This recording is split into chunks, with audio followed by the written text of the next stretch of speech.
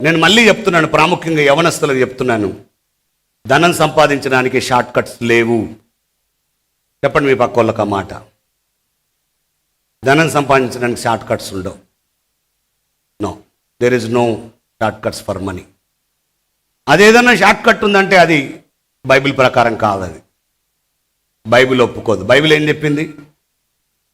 యెహోవా ఆశీర్వాదమే నరుని చేతి కష్టం వల్ల అది ఎక్కువ కాదని. సామెతలు 10:22. దేవుడు ఆశీర్వదించాలి. అందుకే మీరు ఏం కోరుకోండి అంటే, మీకు వచ్చే ప్రతి రూపాయ దేవుడు దీవించి ఆశీర్వదించి వ్యర్థంగా ఖర్చు కాకుండా ఉంటే అప్పుడు మీరు ధనవంతులు అవుతారు.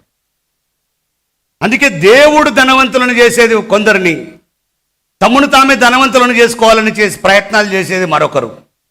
అందుకే మనం దేవుని ఎడల ధనవంతులం కావాలి. మన ప్రార్థన కూడా ఏంటంటే, ప్రభువా నీ రాజ్యవ్యాప్తి కొరకు నన్ను ధనవంతుని చేయి, నీ రాజ్యంలో నా ధనం వాడబడుతుందని నువ్వు నమ్మితే నన్ను ధనవంతుని చేయి. నా ప్రార్థన అదే.